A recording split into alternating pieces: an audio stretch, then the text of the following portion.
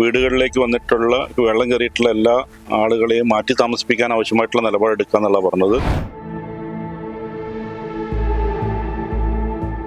പക്ഷേ കടൽക്ഷോഭം കാരണമാണ് ഇപ്പം വെള്ളം എടുക്കുന്നില്ല, പുഴയിലേക്ക് വെള്ളം എടുക്കുന്നില്ല എന്നുള്ളതാണ് ഇപ്പം പ്രശ്നമുള്ളത്. കുറഞ്ഞിട്ടില്ലെങ്കിൽ വെള്ളം വീടുകളിലേക്ക് വരികയാണെങ്കിൽ നമുക്ക് മാറ്റി പാർപ്പിക്കാൻ ആവശ്യമായിട്ടുള്ള സംവിധാനം കോർപ്പറേഷനും വില്ലേജ് അധികാരികളും ഇവിടെ ഉണ്ട്.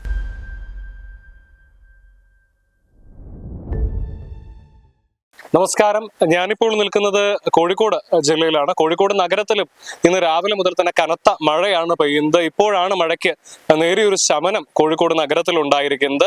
എന്നാൽ തെക്കൻ ജില്ലകളെ അപേക്ഷിച്ച് നോക്കുമ്പോൾ അത്ര ഭീകരമായ ഒരു രൂപത്തിലേക്ക് കാലവർഷം ഇനിയും കോഴിക്കോട് എത്തിയിട്ടില്ല എന്നുള്ളതൊരു വലിയ ആശ്വാസകരമാണ്. കോഴിക്കോട് നഗരത്തിലെ പല ഭാഗങ്ങളും, പ്രത്യേകിച്ച് താഴ്ന്ന ഭാഗങ്ങളെല്ലാം തന്നെ നിലവിൽ വെള്ളക്കെട്ടിലാണ്. പല താഴ്ന്ന പ്രദേശങ്ങളിലും വീടുകളിൽ വെള്ളം കയറുന്ന ഒരു അവസ്ഥ വരെ നമുക്ക് കാണാനായിട്ട് സാധിച്ചിട്ടുണ്ട്.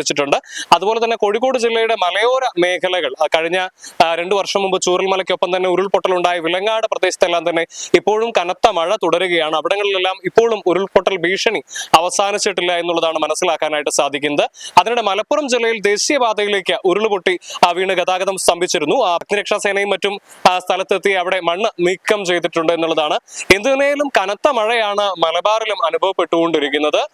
എന്നാൽ തെക്കൻ കേരളത്തെ അപേക്ഷിച്ച് നോക്കുമ്പോൾ അത്ര രൂക്ഷമായ രീതിയിലേക്ക് ഉള്ളൊരു പ്രളയക്കെടുതിയിലേക്ക് ഇനിയും മലബാർ കടന്നിട്ടില്ല എന്നുള്ളത് വലിയ ആശ്വാസകരമായ ഒരു കാര്യമാണ്.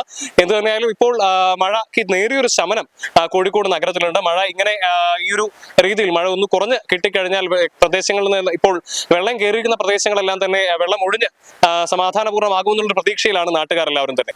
നിങ്ങൾക്ക് സ്കൂളൊക്കെ ലീവ് വന്നിരിക്കുന്ന ഇങ്ങനെ വെള്ളത്തിൽ കളിക്കാൻ വേണ്ടിയിട്ടാണോ? അല്ല, സ്കൂളിലൊക്കെ അവധിയുണ്ട്. സ്കൂളൊക്കെ അവധിയാണല്ലോ. അപ്പൊ വീട്ടിലൊന്നും പറഞ്ഞില്ല ഇങ്ങനെ വെള്ളത്തിലൊന്നും കളിക്കുന്നില്ല? വീട്ടിലൊക്കെ അറിയാം, കുഴപ്പമൊന്നുമില്ല. ഇങ്ങനെ സൂക്ഷിക്കുക കേട്ടാ. ഇപ്പോൾ കോഴിക്കോട് കോർപ്പറേഷൻ ആരോഗ്യ സ്റ്റാൻഡിംഗ് കമ്മിറ്റി ചെയർമാനും വാർഡ് കൗൺസിലറുമായിട്ടുള്ള രാജീവേട്ടൻ നമ്മളോടൊപ്പം ഉണ്ട്. ചേട്ടാ, ഇപ്പം ചേട്ട വാർഡിലൂടെയാണ് വെള്ളം കയറിയിരിക്കുന്നത്. എന്താണ് ഇപ്പൊ ഇതിന്റെ ഒരു നടപടികൾ സ്വീകരിച്ചിരിക്കുന്നത്?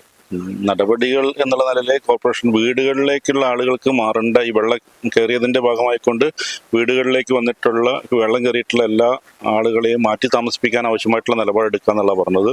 ഇവിടെ ചേനത്ത് സ്കൂളും അതുപോലെ തന്നെ ബേപ്പൂർ ഹൈസ്കൂളിലും സംബന്ധിച്ച് സംസാരിച്ചിട്ടുണ്ട്.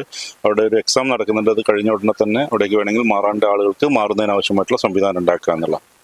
പൊതുവേ ബേപ്പൂരിന്റെ എല്ലാ ഭാഗത്തും ഈ പറയുന്ന സംവിധാനം ശക്തിപ്പെട്ടു വരുന്നുണ്ട്.